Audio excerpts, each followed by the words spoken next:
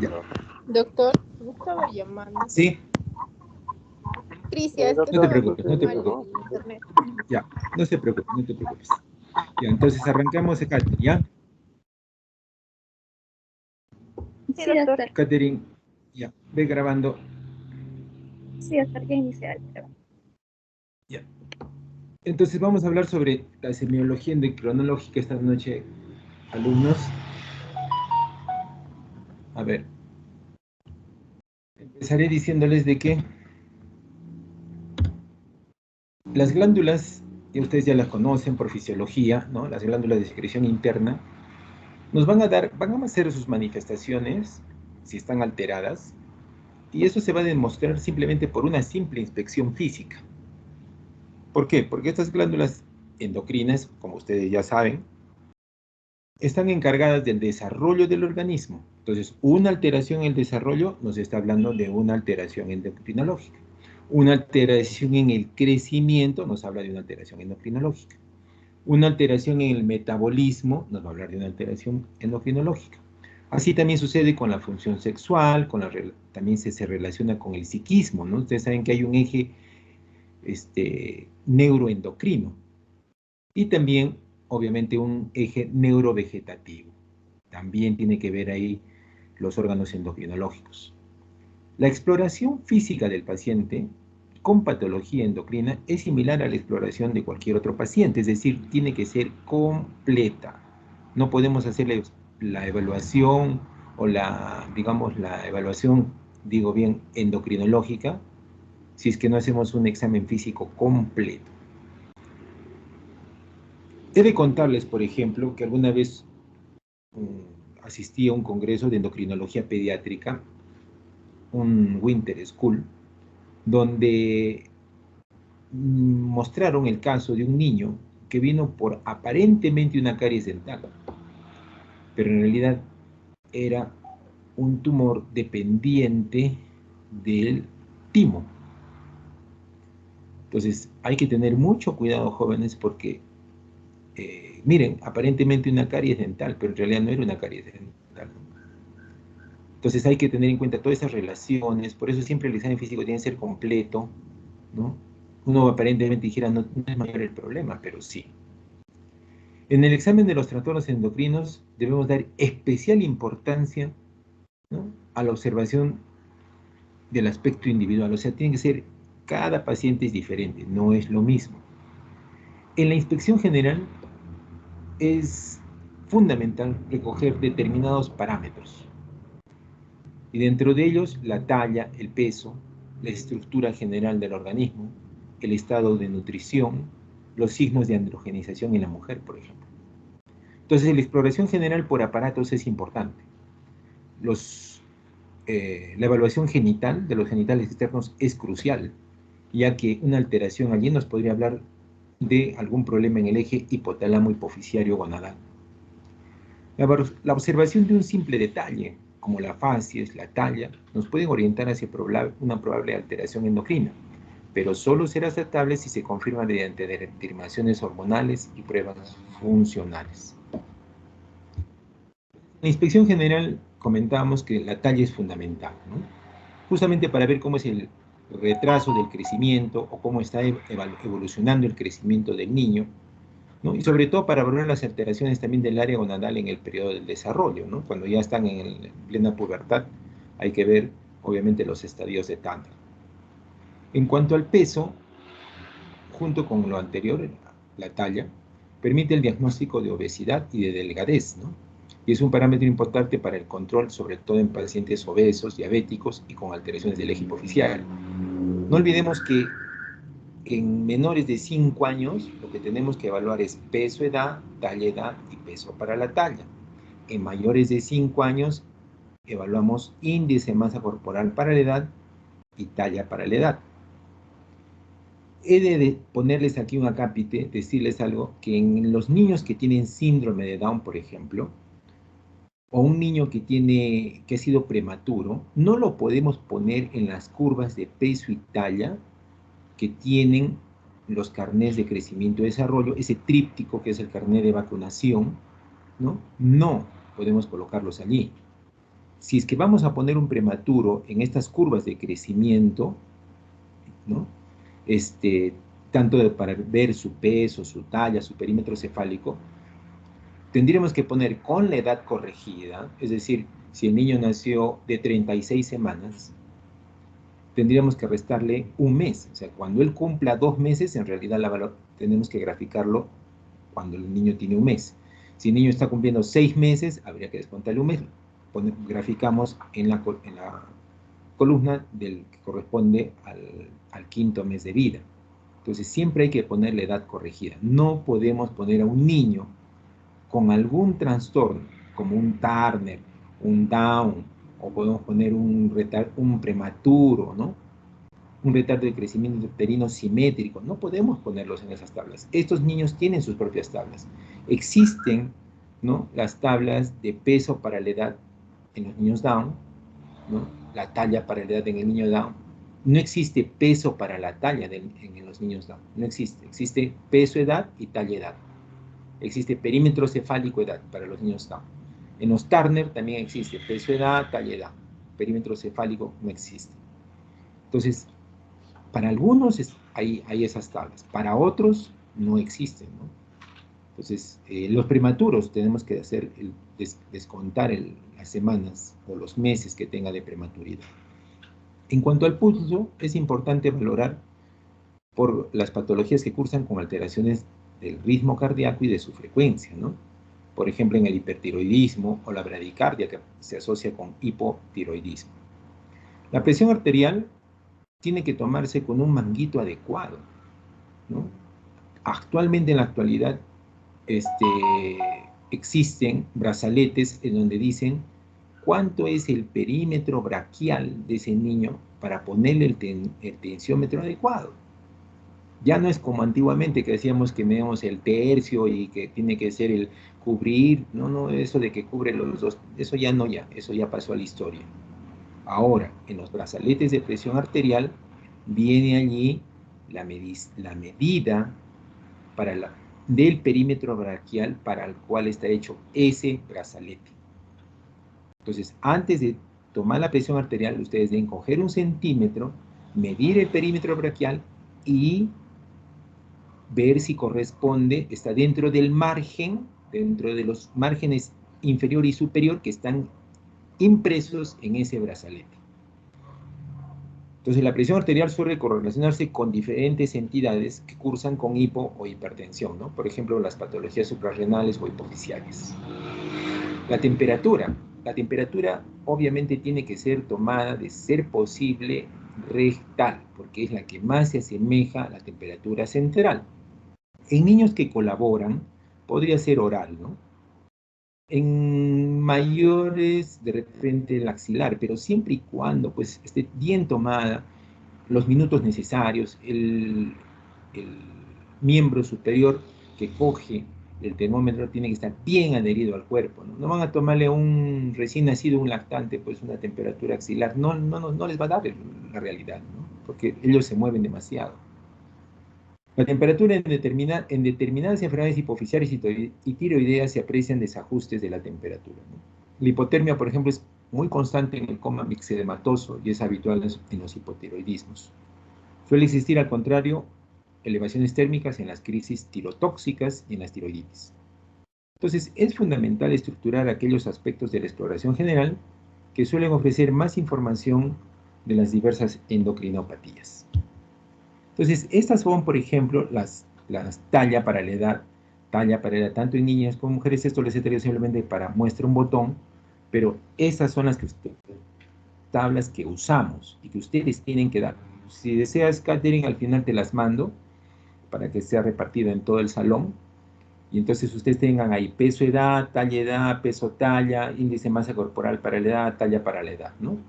Y ahí hay que ver que el niño, no se olviden que entre -2 y +2 se considera normal.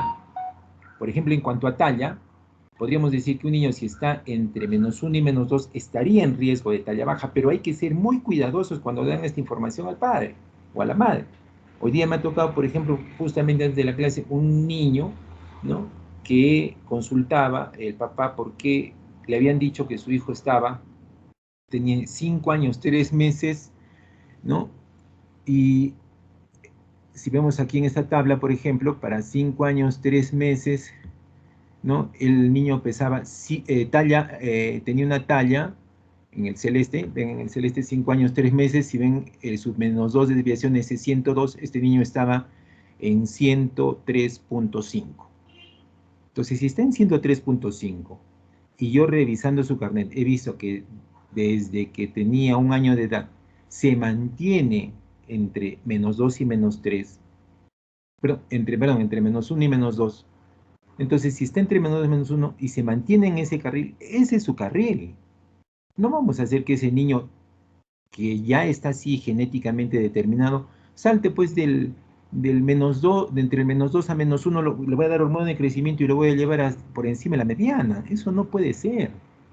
O sea, un niño, para catalogarlo en talla baja, en este niño de 5 años 3 meses, por ejemplo, si vemos aquí, si ven mi puntero, 5 años 3 meses, tendría que estar debajo de 102 para decir que está en talla baja. Ese niño sí ameritaría, ¿no? Siempre y cuando, no haciendo un corte, ¿ah? Por eso hay que ver en el carnet de crecimiento cómo está su curva de crecimiento. Porque si su curva se mantiene entre menos 2 y menos 1, no hay nada que hacer. Pero si el niño estuvo en algún momento en la mediana y disminuyó de carril, no es que se haya achatado, simplemente se detuvo su crecimiento en algún punto, ameritaría un estudio. Pero si no, no. No hay forma de hacer crecer a nadie. Y en eso hay muchos mitos. Los alumnos que hacen prácticas conmigo ya se han dado cuenta que hay muchos mitos. El uso del zinc, la miel, las vitaminas, el famoso emulsión Scott, y etcétera, etcétera. No hay nada. Esa propaganda que dice el famoso Shure, ¿no? Que acaba en Shure, dice que eso va a hacer crecerles al niño, ¿no? Eso en lo absoluto. La única forma que sea efectiva, que se ha visto de lograr el crecimiento en el niño, es cortándole la tibia y el peroné, poniendo unas láminas de fierro con unos tornillos y estirando el hueso. Eso no vamos a estar haciendo con los niños simplemente para ganar unos centímetros, ¿no? Ahora quiero contarles un secreto. Por eso la importancia de que yo quería que estén ustedes presentes, porque en esta clase hay cosas que están en la diapositiva y hay cosas que no están, que son un aporte particular de acuerdo a las capacitaciones que he tenido y que les comento, pero también ustedes manéjenlo con mucho cuidado. Al primer Winter School que fui de endocrinología, dijeron de que en realidad la hormona de crecimiento se lograba 2 centímetros en niños normales. O sea, no ha faltado por ahí quien lo ha hecho, ¿no? Se han tenido niños normales y que les han dado hormona de crecimiento. Entonces, ¿cuánto es lo que han logrado diferencia? 2 centímetros. Entonces, la pregunta es, van a gastar 500 soles y van a ponerle a su niño, 500 soles tiene que ser interdiario, en algunos casos, o a veces 3 veces por semana, hasta que termine de crecer ese niño. O sea, no es 1 año, 2 años que va a usar, no, hasta que termine su crecimiento, con los riesgos que implica colocar hormona de crecimiento en un paciente. ¿Cuáles son los riesgos? Ese riesgo puede ser que el paciente termine con algún cáncer. Entonces, corriéndose todo ese riesgo, a niños normales les han puesto hormona de crecimiento y lograron solamente un par de centímetros. Entonces, la pregunta es, poniendo en la balanza, ¿esto amerita por ganar simplemente un par de centímetros? Ustedes saben cuánto es un par de centímetros, es muy poco. Eso fue lo que dijeron en el primero. Al último que fui, comentaron de que parece que en algunos casos, sobre todo en Argentina, por ejemplo, hacen eso. Les dan hormona de crecimiento a los niños normales. Por ejemplo, yo quiero que mi hijo sea basquetbolista, ¿no? Y tiene cualidades, ¿no? Pero le falta un poco de detalle. Entonces, a esos niños les han dado hormona de crecimiento. Han logrado de 5 a 7 centímetros. Quizás ahí sí valdría la pena, ¿no? Porque si valoramos 2 centímetros de ganancia no es nada, pero ya que crezca 5 a 7, ya es un poco representativo. Pero como digo, es muy costoso y muy riesgoso. ¿no? Y tiene que ser en casos obviamente previamente estudiados, bien seleccionados. Y como digo, esto lo están haciendo algunos países cuando quieren obtener atletas, ¿no? Pero esto que les comento es confidencial, es para que lo investiguemos, no está del todo aprobado, son por ahí algunos tratamientos empíricos que se han hecho y se han visto estos cambios. Bien, en cuanto al peso para la edad, es muy frecuente que los padres consulten y es muy frecuente entre nosotros que confundamos, evaluamos peso, edad, talla, peso para la talla, o en los mayores de 5 años, como les digo, índice de masa corporal para la edad, talla para la edad. Y creemos que con eso estamos haciendo una valoración nutricional. No, eso no es valorar el estado nutricional. Simplemente estamos evaluando, eso se llama somatometría.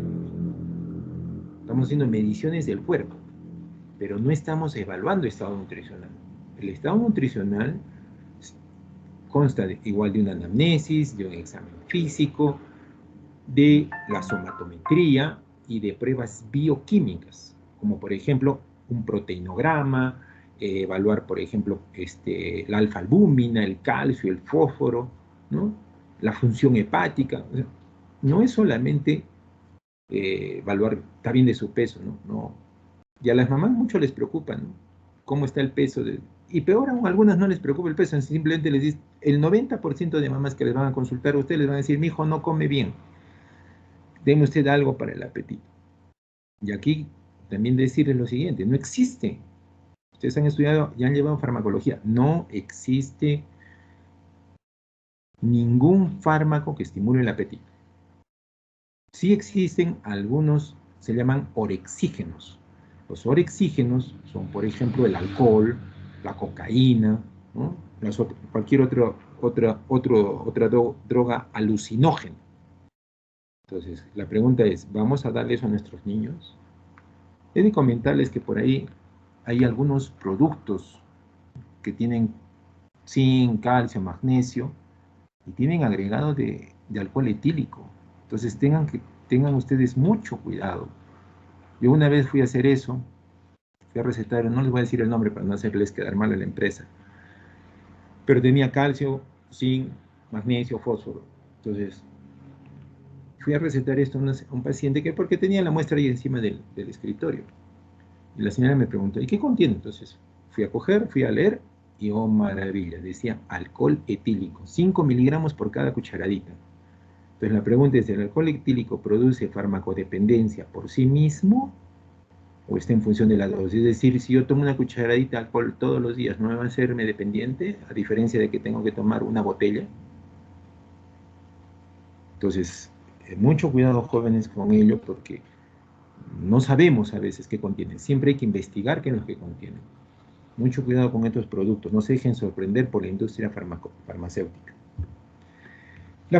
Conversamos acerca del pulso. Dijimos la frecuencia cardíaca. Entonces, la frecuencia cardíaca está así por edades, ¿no? Incluso hay tablas donde está incluso por peso. Pero acá es en forma general, es una tabla que usamos, ¿no? Entonces, esto siempre hay que tenerlo. Hay incluso más detalladas donde están por percentiles, ¿no? Y es mucho mejor, ¿no? Pero fíjense ustedes, por eso existe la pediatría, ¿no? Si no, no existiera, o sea, aplicaríamos los mismos valores que del adulto, ¿no? Pero no, en pediatría varía. Entonces los neonatos, por ejemplo, tienen una frecuencia cardíaca más elevada, ¿no? Y conforme va pasando la edad, esa frecuencia va disminuyendo. Bien. Esto, por ejemplo, miren, para ustedes ver la presión arterial, ¿no? Aquí dice, por ejemplo, las medidas del brazalete para la toma, ¿no? Pero esto, por ejemplo, ya pasó a la historia, ¿no? De todas maneras, les puede ayudar, ¿no? Pero ahí también dice ahí la circunferencia, ¿no? Máxima del brazo. Entonces, ya los brazaletes, como les digo, vienen impresos, ¿no? Aquí también pueden ver cuando se define, ¿no? La presión arterial normal, una presión normal alta, prehipertensión, o una ya en adolescentes, ¿no? O una hipertensión arterial, ¿no? Están también las fórmulas para calcular la presión arterial. Hay diferentes fórmulas ¿no? Que se pueden usar para determinar la presión sistólica, diastólica, la presión media, ¿no? Hablar cuando estamos en hipotensión. También la clasificación de la hipertensión por grupo etario, ¿no?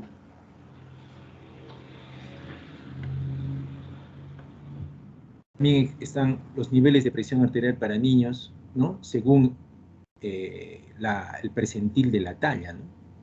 Entonces, así nosotros hallamos cuando estamos en el percentil 50, 99, y hay incluso más detalladas, como les digo, en donde podemos llegar incluso al percentil 5, al percentil 95.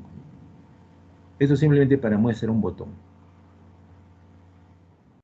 Aquí tienen los intervalos de temperatura, ¿no? Dijimos en el axilar cuánto es lo que debe marcar el termómetro para considerarlo normal, cuando consideramos fiebre, en la temperatura oral, fiebre más de 37,6, en la rectal más de 38, miren en el axilar más de 37,2, ¿no? Entonces, ya está determinado esto de muchos años atrás, ¿no? Pero la temperatura axilar es la más inexacta. Entonces, como les comentaba, para valorar el estado nutritivo, por eso le he puesto ahí un interrogante, ¿no? No solamente son las gráficas de peso y talla, no, no. Una cosa es, eso se llama somatometría. El estado nutricional, ya les mencioné, es mucho más que eso. ¿No? Puede ser deficiente el estado nutricional en el hipertiroidismo, la diabetes, la anorexia nerviosa, ¿no? Generalmente los niños que tienen prediabetes o diabetes no están con sobrepeso, obesidad, ellos más bien son muy delgados. Los niños que están en sobrepeso, obesidad, actualmente los endocrinólogos le llaman esto, tienen ya resistencia a la insulina. No llega a ser una diabetes en sí, ¿no? Pero tienen resistencia a la insulina. En cuanto a la estructura general del cuerpo, en la inspección general se deben determinar las proporciones corporales, ¿no? Para diferenciar, por ejemplo, los niños normales de los enucoides. Hay que calcular la talla, la distancia pubis al suelo, que es el segmento inferior, la cabeza al pubis, que es el segmento superior. Estas proporciones son cambiantes a medida que el desarrollo corporal se hace manifiesto. Entonces pueden ver ahí en la imagen cómo es un feto.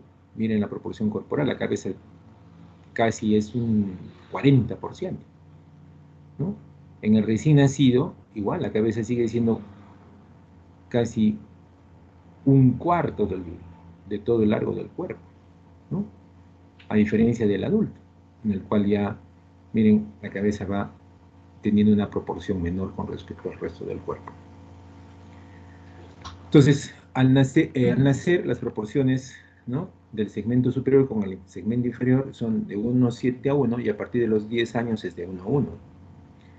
En las proporciones enucoides se caracterizan por una distancia pubis-suelo superior a la media de la talla y por una brasa superior a la talla. Son los que tienen los brazos largos y las piernas largas, ¿no? Las proporciones enucoides orientan hacia un hipogonadismo, hipo o hipergonadotropo.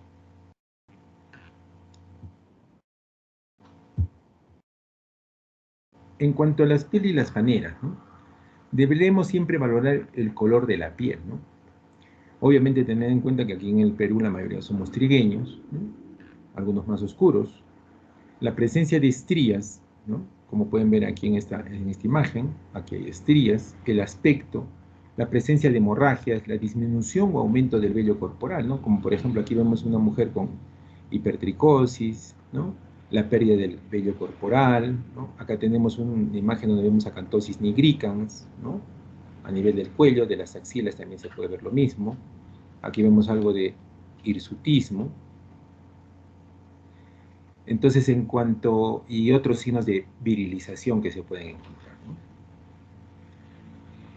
En el color destaca la palidez de la piel y de la areola maria secundaria al déficit de hormona adrenocorticotrófica, ¿no? Asimismo, destaca la palidez amarillenta del hipotiroidismo y la presencia del vitíligo, ¿no?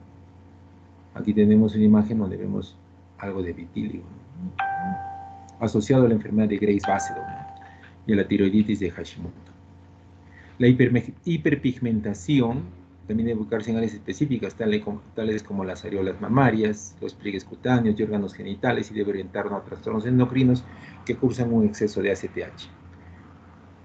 Y o enfermedad MSH, que tiene que ver, ¿no?, con el síndrome de Nelson o síndromes paraneoplásticos. La presencia de estrías rojovinosas en la región axilar, abdomen, flancos y muslos, ¿no? Las equimosis, las púrpuras, las hemorragias, fundamentalmente en extremidades inferiores, hacia el síndrome de Cushing. Aunque sin olvidar que esas estrías rojovinosas pueden aparecer también en obesidad. Acá tenemos en el síndrome de Addison una hiperpigmentación, fíjense ustedes, ¿no?, en exceso de pigmentación en codos, ¿no?, en zonas de pliegues, en encías, en manos. También puede haber dentro de la boca, ¿no?, esta pigmentación en la enfermedad de Addison. El aspecto de la piel debe explorarse siempre, ya que en el hipertiroidismo puede volverse fría, mientras que en el hipotiroidismo y en el hipoparatiroidismo puede ser seca y escamosa. Aquí tenemos una piel seca, escamosa, ¿no?, con placas descamativas. La disminución o ausencia de vello corporal, como en esta imagen, ¿no?, en el varón nos orienta hacia un hipogonadismo, mientras que en la mujer la pérdida de este vello axilar sugiere un déficit de ACTH, el síndrome de Simon-Sigman. Las uñas pueden volverse quebradizas, miren, fíjense ustedes aquí en la imagen, blandas, friables, como en casos de hipertiroidismo o hipoparatiroidismo, o adquirir pigmentaciones como la enfermedad de Addison, ¿no? Se pueden también ver líneas oscuras. En los enfermos diabéticos pueden aparecer con cierta frecuencia onicomicosis. Signos de androgenización, ¿no? En la mujer hay que valorar la presencia de hirsutismo, ¿no? Ya lo hemos visto hace un rato, y de otros signos de androgenización como el acné, la tendencia a la calvicie. Fíjense ustedes, esta es una calvicie aquí en el sexo femenino, ¿no?, que tiene una distribución androgénica. Aquí también una alopecia androgénica, ¿no? También puede verse en las mujeres alteraciones en la voz, ¿no? Entonces, los trastornos endocrinos en el tono de la voz adquieren unas características típicas, ¿no? Así en el varón, afectados por hipogonadismo, la voz puede volverse fina y atiplada, ¿no? Las mujeres también pueden tener voz ronca, ¿no? En los enfermos de ambos sexos que sufren hipotiroidismo, la voz se torna áspera y ronca. En la mujer este cambio puede verse también como hiperandrogenismo. También estos signos de androgenización, ¿no?, la hipertrofia del clítoris, la hiperpigmentación de la zona de la piel, ¿no?, que está alrededor del clítoris. En cuanto al estado emocional, debemos tener en cuenta los cambios del comportamiento, ¿no? El equilibrio emocional y la forma de comportamiento se asocian a patologías endocrinológicas, ¿no? En el hipertiroidismo, por ejemplo, encontramos inquietud, nerviosismo, la habilidad psíquica, ¿no? Lloran de todo o cambian rápidamente del estado de llanto a la risa, y hasta reacciones psicóticas, ¿no? Al contrario, los pacientes hipotiroideos más bien suelen mostrarse lentos, indiferentes, depresivos, son más parcos, ¿no? Existen numerosas alteraciones del sistema endocrino asociados a cuadros depresivos y confusionales, como en la patología del eje suprarrenal, en el síndrome de Simon-Gihan o en la encefalopatía hipercalcémica. Hablando de la región cefálica, hay diversas enfermedades que pueden diagnosticarse casi únicamente a través de esta valoración. Así, una facies inexpresiva, botargada, con caída de las pestañas y depilación del tercio externo de las cejas sugiere un hipotiroidismo. Al contrario, una facies con mirada viva y brillante, retracción palpebral y exoftalmo sugiere una enfermedad de Graves-Basedow. Entonces aquí tenemos una enfermedad de Graves-Basedow, ¿no?, y esta es la facie hipotiroidea, ¿no? Es característico del hipogonadismo en los varones una facies con edad aparente superior a la real y con pérdida del vello. Una facies con rasgos muy prominentes, prognatismo y nariz grande puede corresponder a una acromegalia, ¿no?, como en este caso. Acá ven la nariz prominente, el maxilar prominente, entonces puede corresponder a una grande. En el síndrome de Cushing suele presentarse la famosa cara de luna llena, ¿no? Si existe una hipersecreción de CTH o MSH, el aspecto del paciente será el de una facies hiperpigmentada. El examen de la boca va a abarcar la exploración de las encías y de las mucosas, que pueden presentar pigmentaciones sugestivas de enfermedad de Addison. Debemos observar el aspecto de la lengua, ¿no?, agrandado en la acromegalia, en el hipotiroidismo y en la amiloidosis. Las micosis linguales están asociadas al hipoparatiroidismo primario, en la enfermedad de Addison y a la candidiasis mucocutánea crónica. En la exploración ocular hay que observar el exoftalmo, ¿no?, como en este caso de este niño, ¿no?, con retracción palpebral sugestivo de la enfermedad justamente de Graves-Basedow. Hay que valorar la agudeza visual, la campimetría, un fondo de ojo, que pueden estar alterados en la retinopatía diabética y en la patología hipofisiaria tumoral. En cuanto a los folículos pilosos, ¿no? Es útil valorar el aspecto del cabello, ¿no? Que puede ser áspero y seco, con tendencia a la caída, en casos de hipotiroidismo, y más bien en el hiper puede ser fino y frágil, ¿no? Entonces ahí tenemos las imágenes.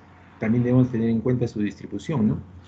Cuando la calvicie es tipo masculino, así como vemos aquí, entonces en la mujer sugiere estadios de androgenización. En la región cervical siempre hay que hacer inspección, palpación, ¿no? Y auscultación, ¿eh? Inspección, palpación y auscultación. Hay que observar la existencia de cicatrices operatorias o lesiones dérmicas de una antigua irradiación, ¿no? Por problemas de tiroides. Inspeccionar el cuello en busca de bocio, como podemos ver aquí en esta imagen, que pueden hacerse más visibles cuando el paciente habla o hiperextiende el cuello, ¿no? En el síndrome de Cushing puede aparecer la famosa jiba, ¿no? De búfalo, como vemos aquí en esta imagen, con estas estrías, fíjense ustedes. Y la palpación, ¿no? No debe omitirse, nunca debe omitirse, ya que es la maniobra que aporta más información. Se realiza detrás o delante del paciente con los pulpejos de ambos dedos, como pueden ver aquí en esta imagen. Si existe un bocio, la palpación deberá precisar el tamaño, la consistencia, la simetría o asimetría, y si hay la presencia o ausencia de nódulos, ¿no? La clasificación de los bocios lo vamos a ver ahora en la tabla 1. La palpación del tiroides no presupone en todos los casos la existencia de una patología de glándula, puesto que en la tiroides normal puede ser palpable, por ejemplo, en un sujeto muy delgado, ¿no? Entonces aquí en la tabla 1 vemos la clasificación del tamaño del bocio. Grado 0, no hay bocio. Grado 1, bocio palpable pero no visible. Grado 2, bocio palpable y visible. Grado 3, bocio grande. Y aquí se puede añadir la característica, si es, por ejemplo, ponemos grado 3D, entonces es un bocio grande y difuso. O podemos poner grado 3N, que es un bocio grande y nodular, ¿no? Aquí tenemos los tipos y consistencias del tejido tiroideo a la palpación, ¿no? Cuando es blando, predomina la transformación coloide. Cuando es firme, es una tiroides normal y puede asociarse a diversas tiroidopatías, la famosa tiroiditis de Hashimoto. Cuando es dura, es típica de los nódulos, que pueden ser benignos o malignos. Y si es pétrea, eso se asocia a carcinomas, tiroiditis de Riedel, zonas calcificadas de bocios multinodulares. Entonces, en la palpación, en los bocios de gran tamaño con progresión intratorácica, es muy importante precisar si existen signos de compresión venosa, como la éstasis yugular, la cual puede ponerse manifiesto al elevar las manos del paciente con la cabeza inclinada hacia atrás. Es el famoso signo de Marañón. Tenemos, ¿no? Maniobra de Marañón, y empieza a ponerse la cara de un color mucho más eritematoso.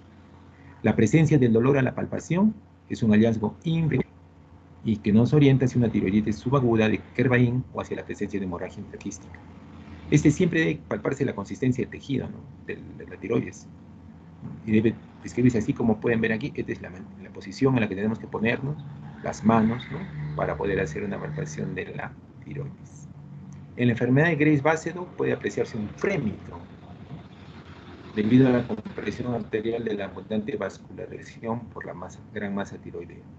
La palpación de la región laterocervical va a permitirles descubrir la presencia de adenopatías sospechosas, entre otras patologías, de una metástasis de un carcinoma papilar del tiroides, ¿no? Aquí ven la auscultación, ¿no? No suele relevar datos muy importantes. Puede, por la gran vascularización de la enfermedad de Graves, apreciarse un soplo. Ese también puede auscultarse cuando se produce compresión arterial por la presencia de una gran masa tiroidea. La necesidad o no de auscultar el tiroides cuando se sospecha de hiperfunción de la glándula tiroidea. Aquí podemos ver cómo se coloca el estetoscopio. Acá tenemos el signo de Moebius, hace referencia a un poder de convergencia disminuido también en los ojitos, ¿no? El signo de Geoffroy, ausencia de arrugas en la frente, en la mirada, forzada hacia arriba. El signo de Marañón, frémito que experimenta en la mano del observador al apoyarse ligeramente sobre el área tiroidea. El sistema nervioso, la exploración del sistema nervioso es de gran utilidad, ¿no? Para demostrar la presencia de alteraciones neurológicas, y en especial de neuropatías, como la diabetes. Entonces hay que explorar todos los pares craneales, ¿no? La neuropatía diabética clásica se manifiesta por una polineuritis simétrica de extremidades inferiores, y que en la exploración física se detecta una abolición temprana de los reflejos aquíleos y una pérdida o disminución importante de la sensibilidad profunda.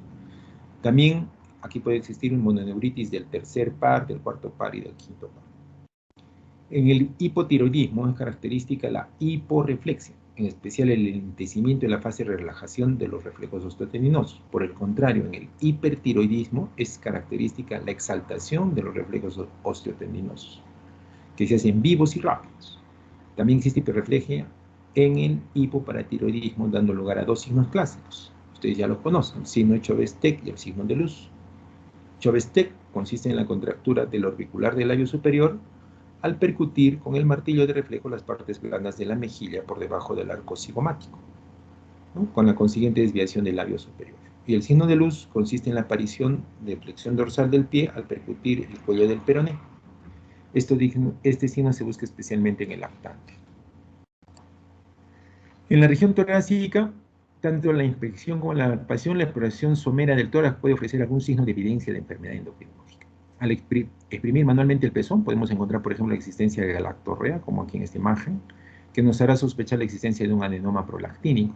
En el síndrome de Cushing observamos la famosa jiba de búfalo, la obesidad facio-frontoauricular, facio-frontotroncular, perdón, y las estrías rojovinosas, ¿no? Que pueden estar tanto en la parte anterior como posterior. Estas últimas podemos ser especiales en la raíz de los brazos y también en la región abdominal. En las extremidades, mediante la inspección podemos descartar el aspecto tosco y la desproporción del tamaño de los pies y manos en el caso de la acromegalia, como en esta imagen. En el hipertiroidismo podemos descubrir un temblor fino de las manos al extender forzadamente los brazos hacia adelante y con los dedos abiertos. También es característico del hipertiroidismo de Basedow el mixedema pretibial, que podemos verlo en esta imagen, que consiste en una induración violácea de la piel en la región pretibial y que es de causa autoinmune. En la miopatía hipotiroidea podemos encontrar una hipertrofia de la masa gemelar.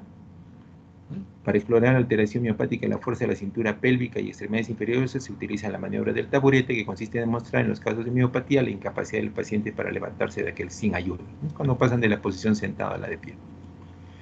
En el hipertiroidismo, hipotiroidismo, hipercorticismo, en el hiperparatiroidismo puede apreciarse mediante la exploración de la fuerza del tono muscular un déficit de la fuerza o del tono muscular sugestivo de una miopatía, como en este caso. Y aquí también vemos el famoso edema, ¿no?, pretibial. En el aparato genital, la exploración de los genitales externos es de suma importancia, les dijimos en endocrinología pediátrica, especialmente las alteraciones del eje hipotálamo hipoficiario gonadal.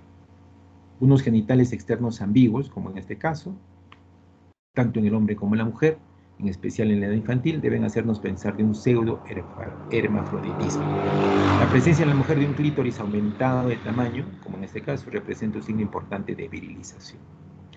La palpación testicular, ¿no?, haciendo esta maniobra, tratando de encontrar a veces el testículo en el canal inguinal, empujándolo hacia abajo, ¿no?, para poder lograr que este músculo cremastérico se relaje y poder palpar los testículos en la bolsa escrotal, ¿no? Debe efectuarla con nosotros con las manos precalentadas y con el paciente en decúbito supino o en cuclillas. Es mucho mejor esta posición.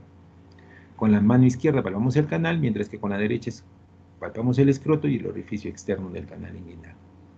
El hallazgo de un escroto vacío sugiere una anorquia, falta de testículos, o criptorquidia, falta del descenso testicular. En el caso de hipogonadismo hipogonadotrófico, se palpa unos testículos pequeños y de consistencia blanda, como si tratasen de testículos prepuberales. Para eso nosotros nos valemos del orquidómetro, que lo vemos aquí. Entonces, para valorar si está de acuerdo al volumen, ¿no?, del testículo de acuerdo a la edad.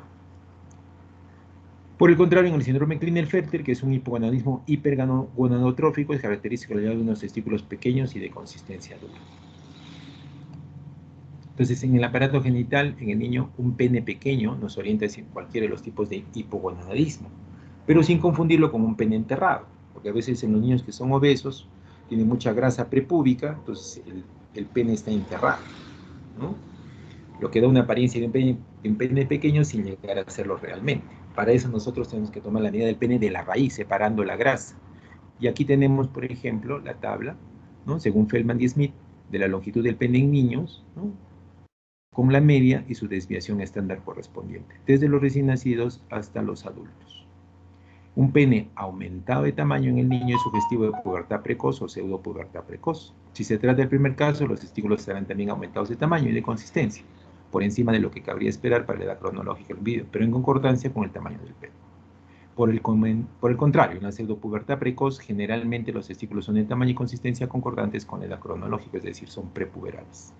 Aquí también tenemos otra tablita donde podemos ver el tamaño testicular por grupo etario, su longitud, su volumen, la etapa de Turner a la que corresponde, ¿no? Del signo de la sospecha diagnóstica. En la tabla 3, que es una tabla que está más adelantito, ahorita la vamos a ver, vamos a resumir los trastornos y enfermedades por exceso y déficit de función glandular. En el examen de los trastornos endocrinos, la observación de un simple detalle, como dijimos, la fase, la talla, etc., nos pueden orientar hacia una probable alteración. Pero tener en cuenta que un solo síntoma pocas veces puede tener un valor diagnóstico definitivo. Hay que agruparlo, hay que hacer un conjunto, ¿no? Para hablar de un síntoma.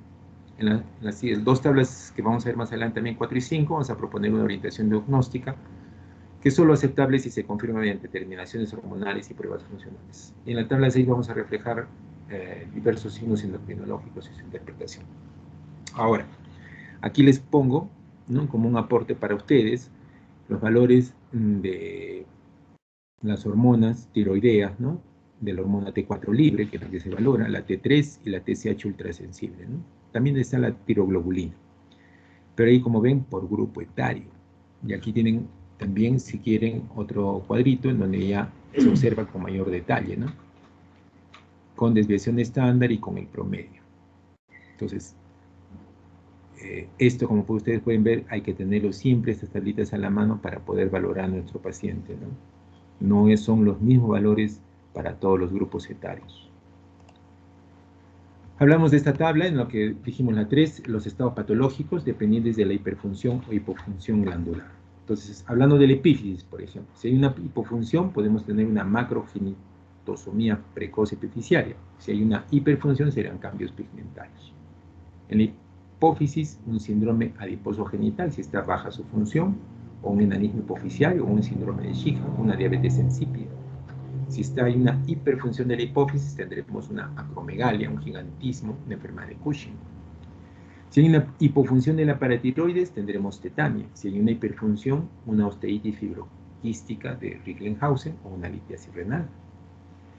Si hay una hipofunción de la tiroides, mixedema o cretinismo, y una hiperfunción, enfermedad de Graves-Basedow, bocio exoftálmico, exceso de calcitonina en casos de tumores medulares de la tiroides. En el timo, una hipofunción, raquitismo, idiotismo químico, hiperfunción del timo, una miastenia, una sofocación, síndrome de Cushing en caso de timomas. Hipofunción del páncreas, ya sabemos todos, diabetes. Hiperfunción, hiperinsulinismo, ¿no?, con tendencia a la hipoglicemia. También puede ser dependiente de gastrinomas, con síndrome de Zollinger-Ellison. Una hipofunción de las suprarrenales, enfermedad de Addison. Si es una hiperfunción a nivel cortical, síndrome adrenogenital, síndrome de Cushing, o un hiperaldosteronismo, ¿no?, síndrome de Cohn. Si es a nivel medular, un feocromocitoma. Hipofunción de los genitales, eunicoidismo, senilismo, obesidad genital, y en caso de hiperfunción, pues hablaríamos de macrogeitosomía precoz genital. En este cuadro, en la tabla 4, hablamos de la semiología física de los síndromes endocrinos, ¿no?, en su conformación general. Por ejemplo, a nivel esquelético. Entonces, hablando de la talla, tenemos dos, ¿no?, el gigantismo y el enanismo. El enanismo, por insuficiencia tiroidea, insuficiencia hipofisiaria, hipergonadismo con pubertad precoz, insuficiencia suprarrenal. Entonces tendríamos ahí un enanismo central y un enanismo periférico, ¿no? El gigantismo puede ser un hiperpituitarismo prepuberal o un hipogonadismo. En la proporción de las longitudes del cuerpo, ¿no?, versus las extremidades, si es a predominio del tronco, hipotiroidismo. Si es a predominio de las extremidades inferiores, hipogenitalismo con liberación de la hipófisis. En las partes blandas, si hay adiposis, ¿no?, en forma general, hablaríamos de insuficiencia tiroidea, hiperplasia córtico suprarrenal, hiperplasia de la epífisis, insuficiencia parcial del páncreas. Si es parcial, una hiperfunción de la hipófisis, Cushing, hipercorticismo Síndrome de Cushing, cara de luna llena, cara de búfalo, abdomen voluminoso, extremidades delgadas. Si al contrario encontramos un paciente con excesiva delgadez, podríamos ser un hipertiroidismo, ¿no? Insuficiencia suprarrenal o diabetes. Este ya es un cuadrito un poquito más complejo, más amplio, donde podemos ver diversos síndromes endocrinos, ¿no? Por ejemplo, vamos a cogernos a ver las manos. Si la mano es larga y sutil, hablaremos de un hipertiroidismo o hipogenitalismo precoz. Si es ensanchada en la punta, un hipotiroidismo. Si es una mano infantil, una insuficiencia hipofisiaria. Si es una mano cónica, un hipopituitarismo. Si es una mano ancha, acromegalia. Si es una mano larga, gigantismo. Si es larga y ancha, gigantismo acromegálico. Y así podemos ir viendo diversas relaciones que tienen los pies, la facies, el cuello, la piel, la temperatura, por ejemplo, ¿no? Si es una hipertermia, un hipertiroidismo. Si es una hipotermia, hablaremos de insuficiencia tiroidea, hipofisiaria, suprarrenal y genital. Si es paradójica, temperatura mayor en la axila que en el recto, hablaremos de un hipertiroidismo. Si es caracteres somáticos y caracteres funcionales de los caracteres sexuales. Si es a nivel somático, si es un problema primario, desarrollo de los órganos masculinos y femeninos. Si son de secundarios, barba, velo sexual, voz, manos.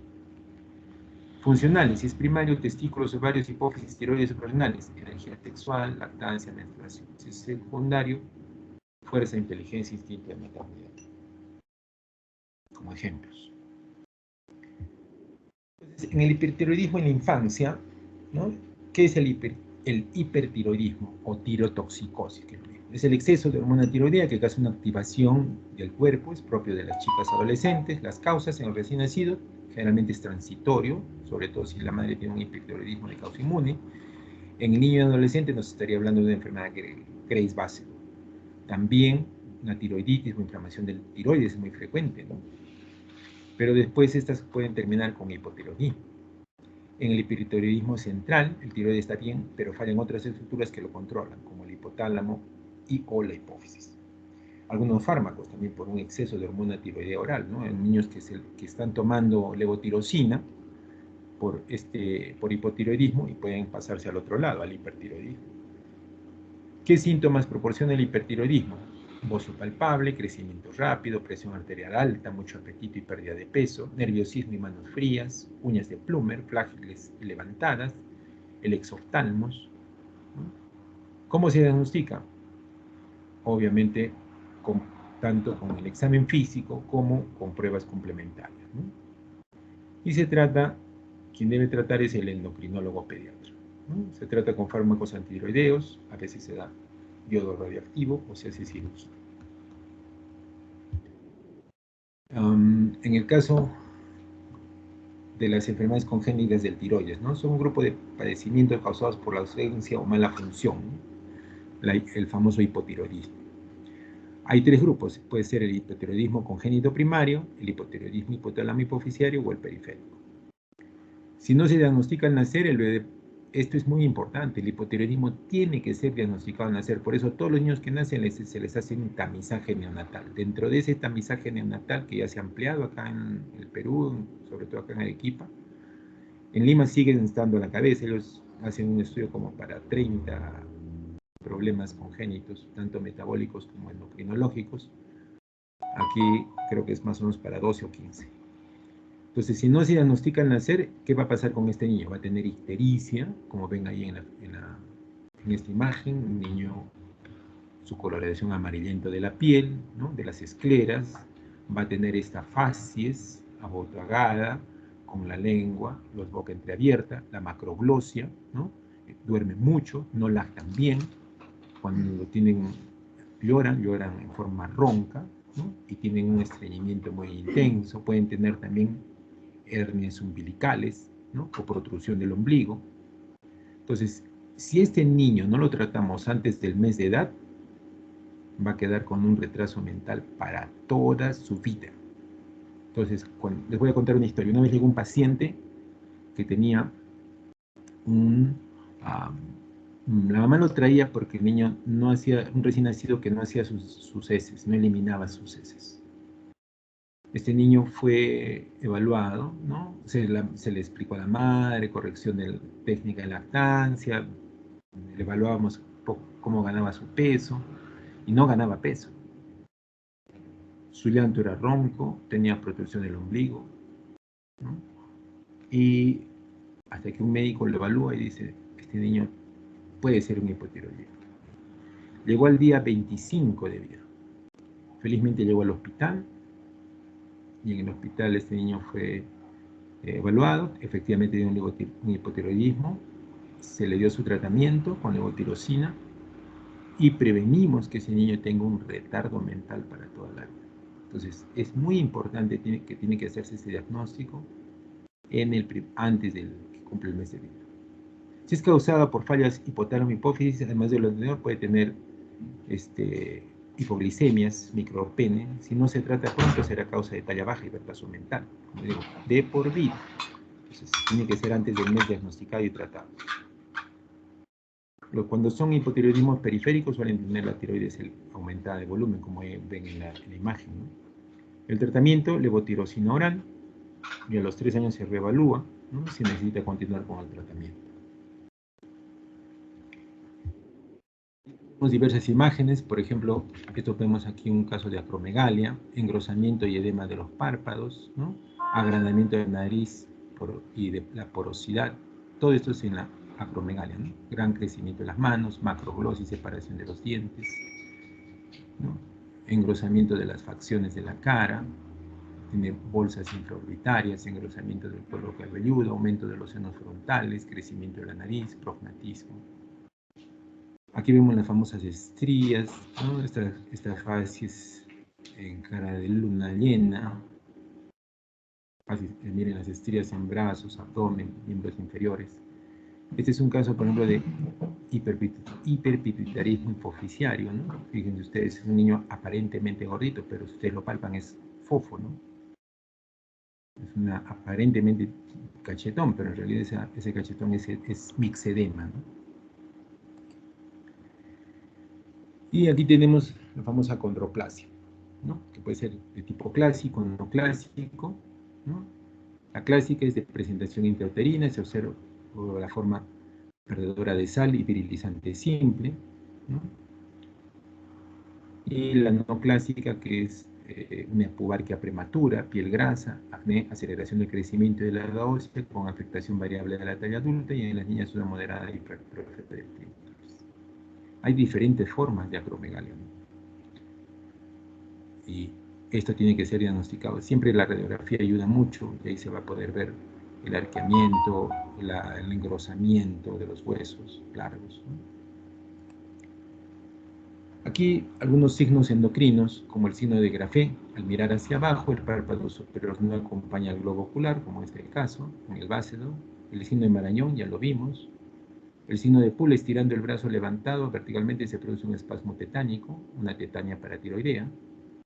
El signo de Stelwack, que es la falta de parpadeo en el bácedo, ¿no?, y el signo de Trousseau-Chauvet. Entonces acá tenemos el signo de von Grafé, la pseudotosis, el signo de von Cocker, el signo de Stelwack, el signo de Guilford, ¿no?, y acá tenemos el signo de Chauvet, el signo de Abadi también. Hablarles un poquito de la fisiología del crecimiento, ¿no? Esto es importante, como les dije, porque siempre hay toda una serie de mitos con respecto al tamaño, ¿no? Que vamos a hacerlo crecer, vamos a darle zinc, vitaminas, vamos a darle... Y en realidad todo esto es falso, ¿no? El crecimiento tiene ciertos factores condicionantes, ¿no? Por ejemplo, hay factores determinantes. Los factores determinantes están dados por la dotación genética recibida por los progenitores, ¿no? Entonces, por lo tanto, acá hay un mecanismo poligénico. Existen genes que afectan el crecimiento óseo, genes que participan en la regulación endocrina del crecimiento, fenómenos epigenéticos, ¿no?, que son dependientes del DNA, o sea, son simplemente manifestaciones externas, ¿no?, del crecimiento, por ejemplo, de la constitución corporal, pero cuya alteración va a tener algunos síndromes, como el Prader-Willi, el síndrome de Russell, ¿no? Hay factores permisivos, tienen que ser, por ejemplo, ahí están los factores ambientales que hacen posible el crecimiento, la nutrición, el estado de salud, factores emocionales, el nivel socioeconómico, el clima, el hábitat, la altura sobre el nivel del mar, las variaciones estacionales, etc.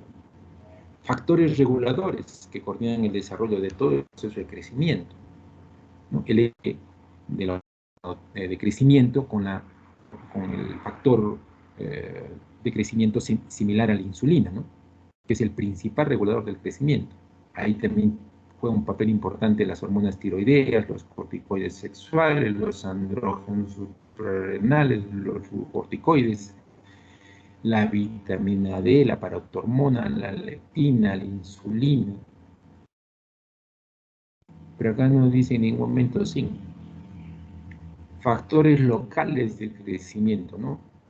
Mecanismo autocrino-paracrino, las somatomedinas. Miren, el factor de crecimiento derivado de las plaquetas, factor de crecimiento de los fibroblastos de crecimiento, factor de crecimiento epidérmico, factor de crecimiento transformador beta, las proteínas morfógenas del hueso, el sistema Inheric, la proteína relacionada con la paratormona, etc. Factores realizadores son los órganos efectores u órganos diana, ¿no? El cartílago de crecimiento es el principal ejecutor del crecimiento longitudinal. Al crecimiento óseo contribuye la capacidad proliferativa de los condrocitos, aumento de tamaño y la osteogénesis metaficial. Entonces, en todos estos factores, yo no he leído que diga zinc, no he leído que digan vitamina, complejo multivitamínico, ¿no? Entonces, como ustedes pueden ver, con esto derribamos todos esos mitos. Entonces, no existe, es multifactorial, ¿no? Multifactorial el crecimiento. Obviamente, tiene que ver la genética, el ambiente, ¿no? Todas las hormonas que intervienen, los factores de crecimiento locales y los órganos diana, ¿no? En forma resumida. Entonces, esto para romper estos mitos que existen al respecto. Y el crecimiento tiene pues fases, ¿no? En la primera infancia, en la segunda infancia y el componente puberal. Esto ya lo hizo hace muchos años atrás. Hizo un modelo justamente, ya él se dio cuenta de que había este crecimiento, ¿no? Y que hay tres etapas, en la primera infancia y en la pubertad. En la fase inicial, en la primera infancia, hay dos fases, la fase prenatal y la fase de lactancia o primera infancia. Luego está la fase prepuberal, ¿no? En la que, por ejemplo, ahí el crecimiento va de 5 a 7 centímetros por año. Al final de esta fase es de 4.5 a 5 centímetros por año. En la fase puberal, ¿no? Todo el crecimiento total de la niña va de 23 a 27 centímetros y en el varón de 25 a 30. ¿No? Entonces, esto también lo podemos ver, esta misma gráfica, en esta otra, ¿no? Aquí vemos, entonces, es el modelo de Calvert. Dice, la curva del crecimiento humano muestra morfología sigmoide, ¿no? Formada por dos periodos de crecimiento. Muy rápido, que es el prenatal de los 2 primeros años de vida, y en la fase puberal, donde tiene componente 1 y 3. Están separados por un periodo de crecimiento más lento y estable entre los 3 años y el inicio del estirón puberal, que viene a ser el componente 2. Componente 1, dijimos, componente fetal, crecimiento en condiciones normales depende de la nutrición y el espacio físico, o sea, tamaño materno y tamaño adulto, pero ahí no tiene nada que ver el genotipo. Luego la regulación hormonal, que está por la insulina y por el factor de crecimiento similar a la insulina, tipo 1 sobre todo, pero no por la hormona de crecimiento. En el segundo al tercer año, ¿no? Que vendría a ser el componente de la primera infancia, ahí el crecimiento es dependiente de la nutrición, con progresiva influencia del genotipo. Aquí hay un aumento de la correlación entre la longitud talla y la talla media parental, o la talla adulta. Hay una canalización del crecimiento del segundo y tercer año en función de la talla familiar y del ritmo individual de maduración. Y ahí también ya empieza a madurar el eje de la hormona de crecimiento y el factor de crecimiento similar a la insulina, quien asume progresivamente la regulación hormonal del crecimiento. En la segunda fase, en la segunda componente puberal, en la segunda infancia, ahí el crecimiento depende del genotipo, con una regulación hormonal por el eje de la hormona de crecimiento y el factor de crecimiento similar a la insulina, aunque todos los ejes hormonales participan en la regulación del crecimiento, ¿no? Tiroidea, suprarrenal, etc.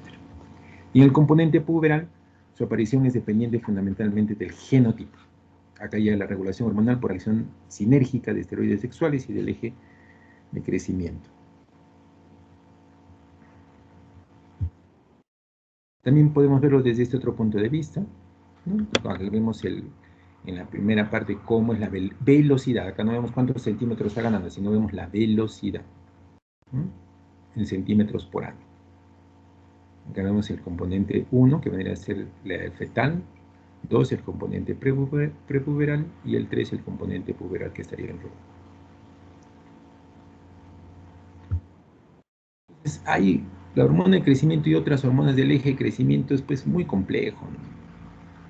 Pero es bonito. Si ustedes lo llegan a revisar con calma esto, van a ver que es muy bonito. Pero acá, en forma sintetizada, ¿no? La hormona de crecimiento con la hormona reguladora de esta hormona de crecimiento va a actuar sobre el hígado, el tejido adiposo, el músculo esquelético y el hueso, ¿no?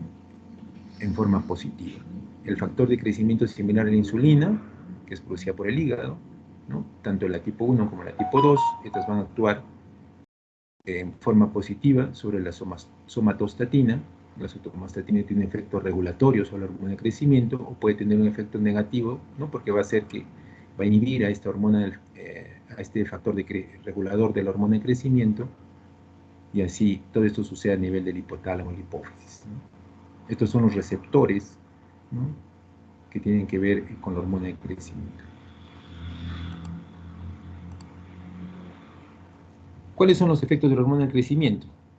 En forma general, disminuyen la adiposidad, aumentan la masa grasa, aumentan el crecimiento lineal, aumentan el tamaño y función de los órganos.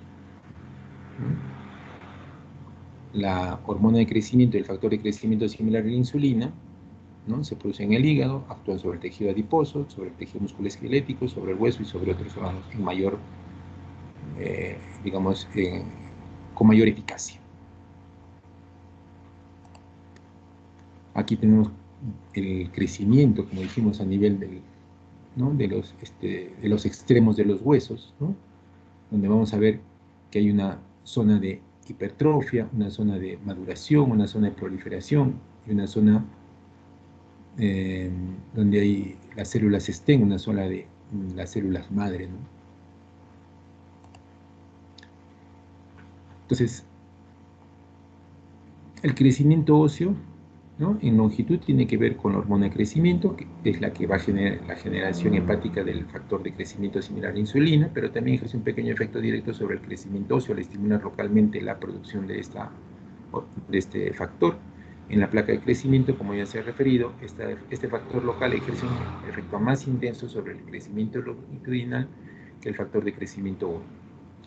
En el efecto de ambas hormonas depende de la interacción con sus receptores específicos para inducir cambios en la expresión génica, que se traduce, a modo de resumen, en que la hormona de crecimiento induce la multiplicación de los condrocitos, poco diferenciados en la zona de reserva o germinal.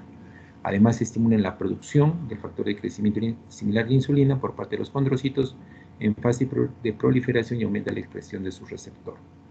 El factor de crecimiento similar a la insulina promueve la multiplicación y diferenciación de los condrocitos en la zona de proliferación y la síntesis de la matriz extracelular. Las hormonas tiroideas tienen una acción directa e indirecta sobre el crecimiento, inducen la síntesis de factor de crecimiento similar a la insulina en los condrocitos y regulan la expresión del hormona de crecimiento y de su proteína transportadora. Los glucocorticoides enlentecen el crecimiento al inhibir la proliferación de condrocitos y la síntesis de la matriz. A su vez disminuye el tamaño óseo. A nivel local modifican la expresión de los receptores, ¿no? de la hormona de crecimiento y del factor de crecimiento similar a la insulina. La vitamina D es esencial para la mineralización del osteoide y tiene influencia directa sobre la fisis, ¿no? Actuando sobre el metabolismo de los condrocitos y de la matriz cartelar, ¿no? Además, estimula la producción de interleuquina 1, que aumenta la actividad enzimática de los condrocitos para degradar a la matriz. A nivel local actúan un elevado número de proteínas que han demostrado tener efectos sobre el cartílago de crecimiento. Proteínas de la matriz extracelular, ciclinas, citocinas, desde la interleuquina 1, 6, 10, factores de crecimiento, metaloproteinasas, factores angiogénicos y antiangiogénicos, péptido recombinante de la hormona paratiroidea, etc. Entonces, fíjense ustedes, todo esto les comento para que cautivarlos, para que ustedes se den cuenta de que el crecimiento no es una cosa tan sencilla, un poco complejo, pero que para intervenir allí no es fácil, no es cuestión de que se va a lograr hacer crecer a alguien con medicamentos sencillos, ¿no? Entonces, son mitos que tenemos que enseñar a todos, ¿no? Y todos difundirlos para que no se crean falsas expectativas. Cuando un paciente tiene talla baja, este es un algoritmo que les puede servir. Hay que ver si es proporcionada o desproporcionada. Si es proporcionada, hay que ver si es prenatal o postnatal. Si es prenatal, será un retardo de crecimiento intrauterino. Puede estar también un niño con síndrome dismórfico o cromosómico. Si es postnatal, hay que valorar la velocidad de crecimiento. ¿Está normal o está disminuida? Si es una velocidad de crecimiento normal, hay que evaluar la edad ósea. Si está normal o retrasada. Si está normal, hay que ver el antecedente baja, talla familiar. Si es así, el diagnóstico es talla baja familiar. Si es antecedente retraso constitucional, será un retraso constitucional de crecimiento. Entonces, la mayoría de niños están en estos dos grupos, ¿no? Talla baja familiar o retraso de crecimiento constitucional, pero a estos niños no se les va a dar hormona de crecimiento. La velocidad de crecimiento disminuida, hay que valorar cómo está el peso para la talla. Si está disminuida, puede ser enfermedad sistémica, desnutrición, malabsorción. Si el peso para la talla está por el contrario está encima de lo normal, una endocrinopatía, déficit de hormona de crecimiento, hipotiroidismo o síndrome de Cushing. Entonces, un algoritmo que les puede ayudar muchísimo. Y la talla pues va desde lo normal hasta la normalmente baja, hasta la talla baja y hasta la talla severa, ¿no? Entonces, dentro de la talla normal puede haber sin displasia esquelética, la talla normal pero baja, displasia esquelética leve o esquelética moderada. Si es la talla baja, una displasia esquelética severa, y si es una baja severa, una displasia esquelética muy severa. Entonces vemos desde el portador prácticamente asintomático que pasa por la talla baja idiopática, el síndrome de Leri-Well o el síndrome de Langer. Esta es una deformidad que se puede ver en niños que tienen este problema de talla baja severa, ¿no? Una displasia esquelética muy severa. Muy bien, jóvenes. Espero que les haya agradado. Si hubiera alguna pregunta.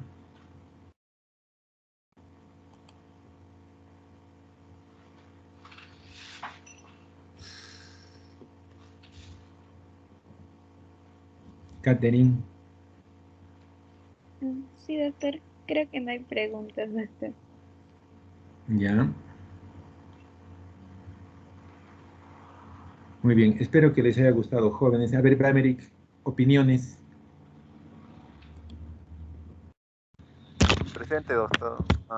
Yo según estaba revisando ese tema, pero lo revisé de acuerdo a lo que encontré unas tablas del MINSA y veía que era diferente tanto para los niños, para las niñas, y aquí ya se lo marcaba ahí tipo una curva. Pero ahora que veo también he visto que se tiene que tratar diferentes para los otros niños que han nacido con dificultades. Muy bien. Lucho Albitres, a ver. Sí, doctor, ha sido una clase interesante, justamente lo que decía Maverick con respecto a... Yo tenía dudas con respecto a eso de los niños prematuros, sobre todo, ¿no? Si es que nosotros podemos evaluarlo con los mismos parámetros, porque mencionaban algunos parámetros de masa y también de la talla para la edad y el peso para la edad, ¿no? Y con la exposición que acaba de dar, me ha resuelto esas dudas, doctor. Estoy más tranquilo con esto. Qué bueno, Luchito. A ver, una opinión femenina. María Guzmán.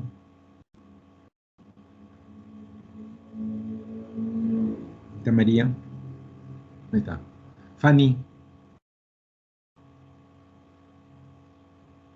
Sí, doctor, sí. ¿Qué te pareció la clase, Fanny? Sí, me pareció muy productiva, doctor. Y bueno, Creo que hemos aprendido mucho hoy. Qué bueno, qué bueno.